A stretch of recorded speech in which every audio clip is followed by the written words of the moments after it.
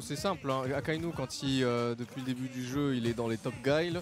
Je vais donner deux statistiques concernant Kusanagi. Vous connaissez peut-être les Galaxian Explosion de Reza. Ouais, tout à fait. Les Galaxian Explosion de Reza sont offline et online. Les deux offline auxquels il a participé, Kusanagi a fini premier. Et puis il est juste dans le top 15 du ladder mondial. Tout simplement. C'est parti messieurs dames, c'est la grande finale. Kusanagi contre Akainu. Comme tu le disais TPK, Kusanagi doit reset une première fois, donc gagner en fait 6 fois contre Akainu pour remporter ce tournoi Street Fighter 6 au KOF 95. Mais là déjà il a perdu quasiment 50% de barres. Par contre très bon Perfect Paris qui ne sera pas malheureusement puni par la suite. Donc on est toujours dans le mal au niveau des barres de vie et ça commence à zoner côté Akainu. Ouais, zoning classique pour l'instant et ce gros pied malheureusement un poil trop rapproché de Luc. T'as bonne distance de ce gros pied donc il mange et t'as vu que c'est 50% de barre de vie sur ce gros pied donc on n'a pas le droit à l'erreur. En tout cas c'est la rétaliation côté oh bien joué devant derrière en cross down, bien joué, on est en burn-out. Donc si burn-out ça veut dire que là quand Gaël va appuyer sur un bouton tu te tais, tu t'assois, tu écoutes. J'avoue que là ça va être compliqué, vous voyez Kusanagi qui regarde un petit peu, qui jauge, il est à bonne distance pour un bas médium mais on sait jamais, hein, ça peut répondre aussi du côté de Akainu.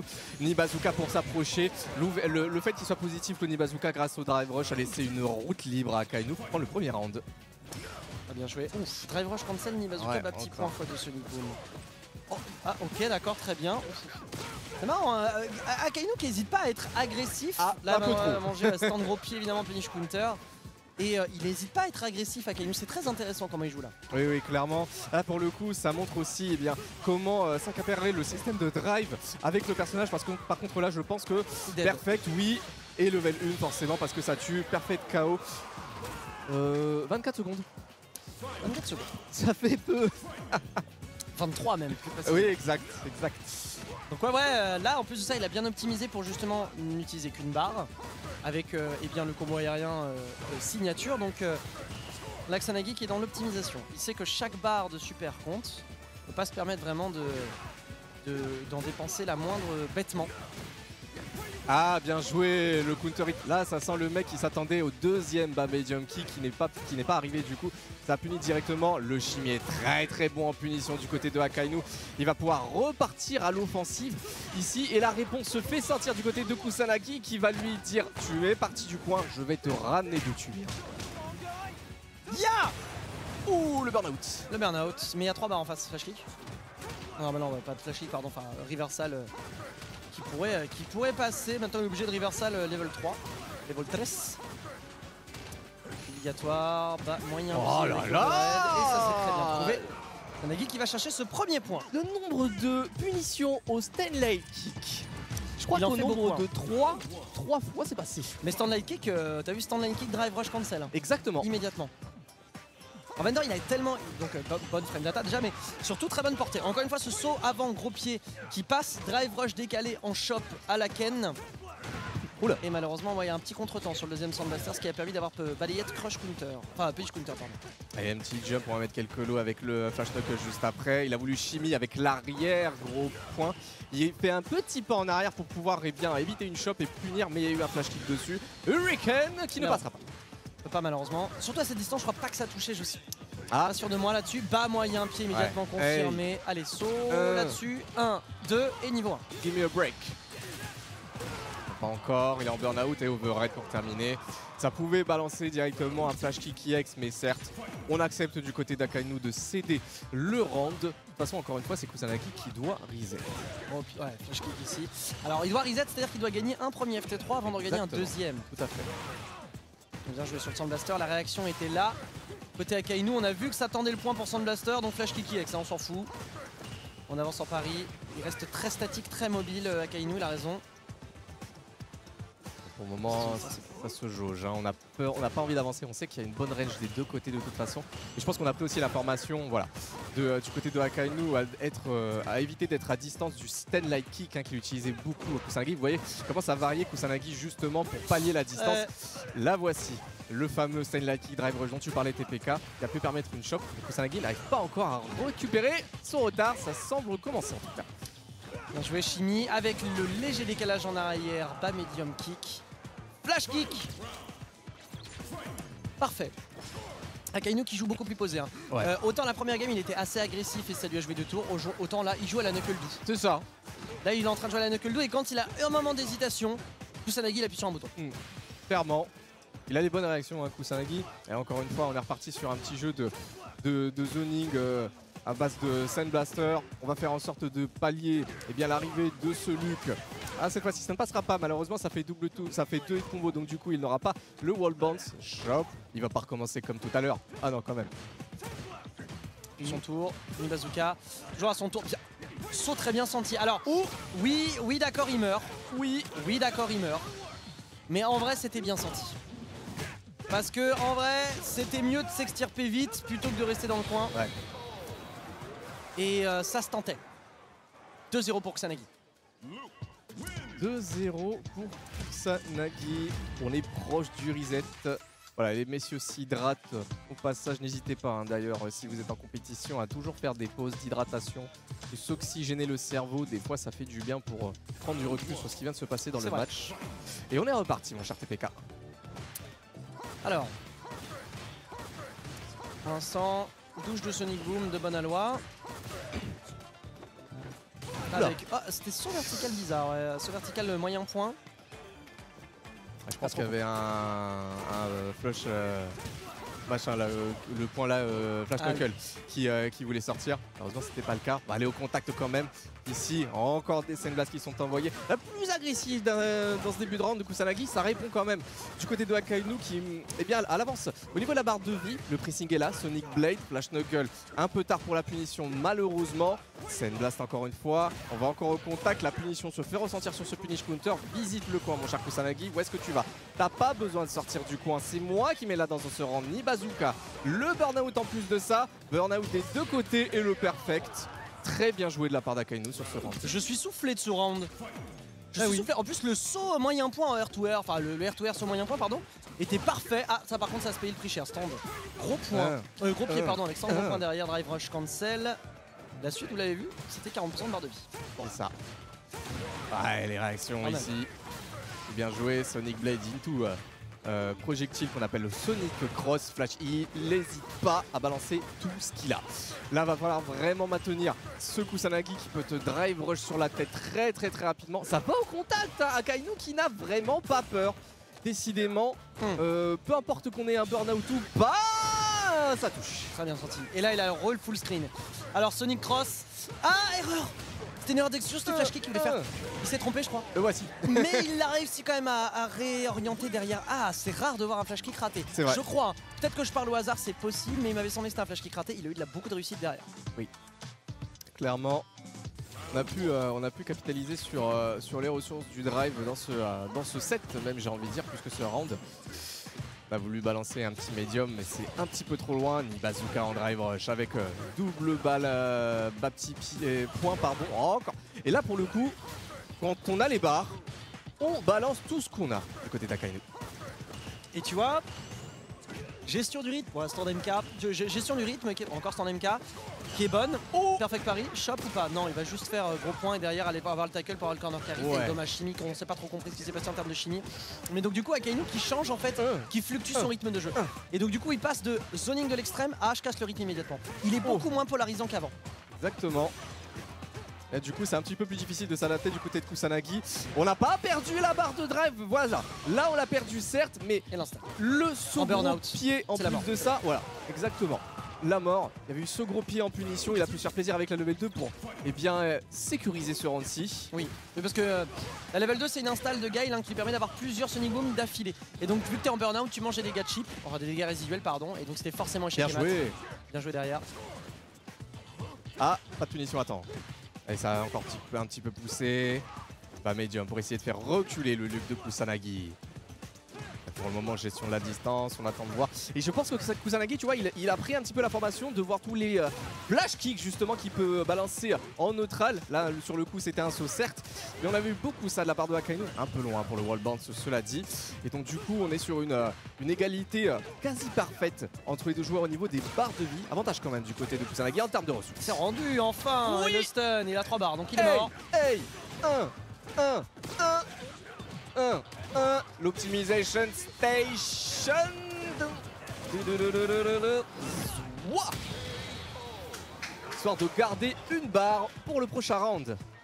Et ça c'est fou hein. Vous vous rendez compte à quel point Luc a l'embarras du choix.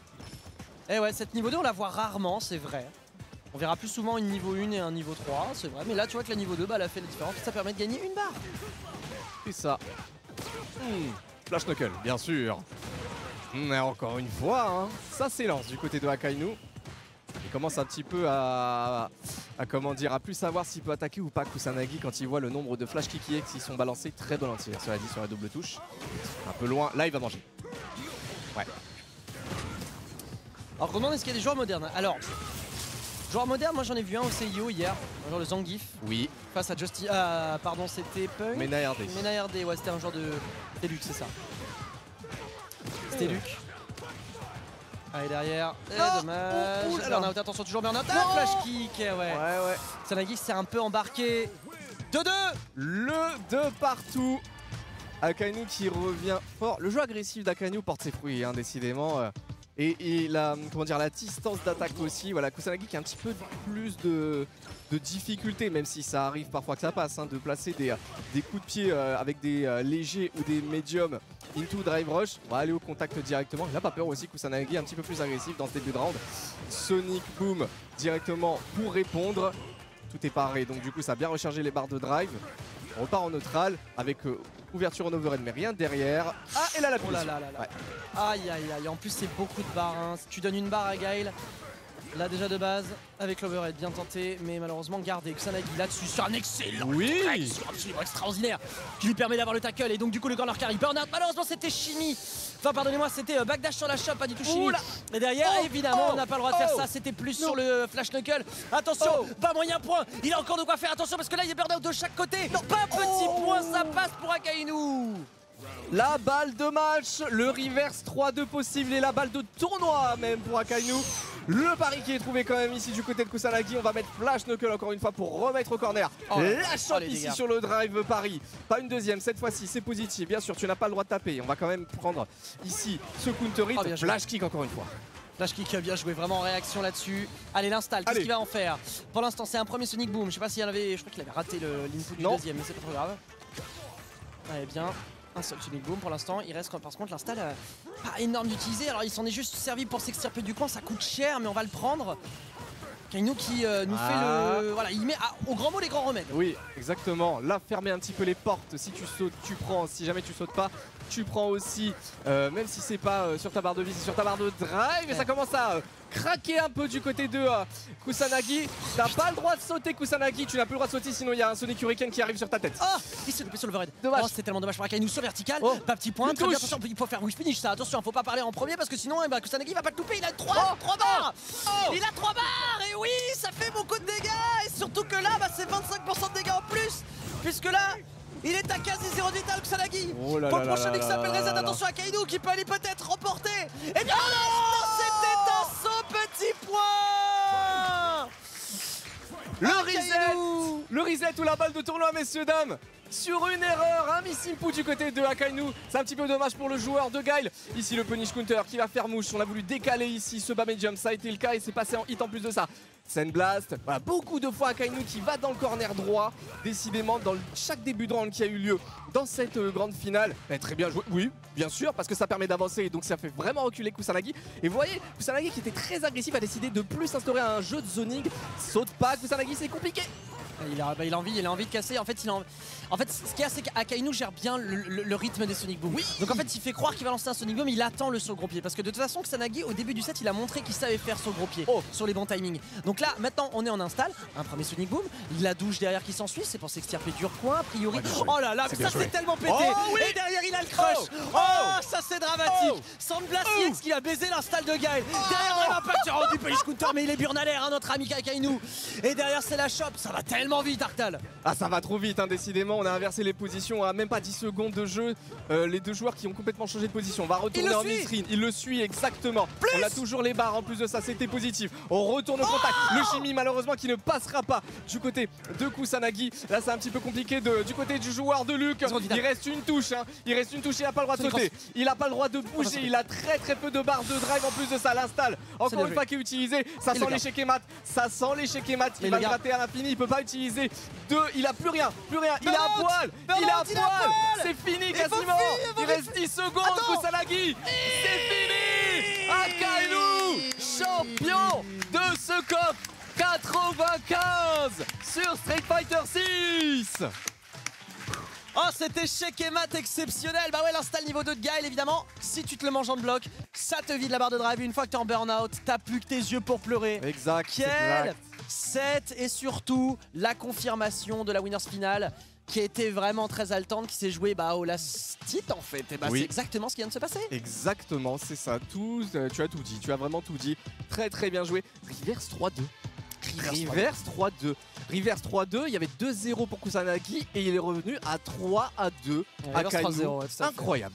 Juste incroyable. Reverse 3-0 pour Akainu, quelle victoire de fou furieux ici, et surtout en vérité quel match globalement de la part des deux, parce que c'est vrai que Guile, Luc, Luc autant on va en voir beaucoup, Guile c'est vrai que c'est un petit peu plus rare, alors que le personnage on sait que c'est un personnage extrêmement fort. C'est vrai. Bref. Dans tous les cas, c'est donc une première place pour Akainu, deuxième place pour Kusanagi, Luffy qui est à la troisième place, quatrième place pour Maldominant, il me semble, cinquième place pour Yasha avec Jury, oui, mais quelle cinquième place Swalio, je crois, de mémoire. Swalio, ouais. Non, attends, j'ai un doute. Je crois que c'est Swalio. J'ai comme un doute. Non, Valmaster. Ah oui. Valmaster. Oui. Yasha, Valmaster. Ensuite, c'est Swalio avec l'an DVD. Voilà, c'est exact. Ah voilà, nous avons ça. Voilà, c'était Valmaster exactement. Swalio était 7ème ex-aequo avec l'an DVD. C'est ça. Bien vu, bien vu. Et quel tournoi, messieurs, dames, quel tournoi, quel plaisir extrême, vraiment j'ai passé un moment extraordinaire, voilà, sachant qu'on devait terminer sur les coups de 16h30 et 16h17, tout est pile poil là où on fait. On va évidemment remercier Next Level avec Dr Dorf qui organise les overdrive, vous le savez, qui a géré le bracket ici. Merci évidemment au COF d'avoir créé cet événement. Merci à Human Bomb qui est en régie, voilà, qui fait un travail extraordinaire. Vous voyez le pouce levé, le pouce des grands frères, qui a géré la réalisation aujourd'hui malgré la chaleur ambiante et qui a répondu au tac alors que j'étais en mode c'est pour demain. Ah d'accord, ok.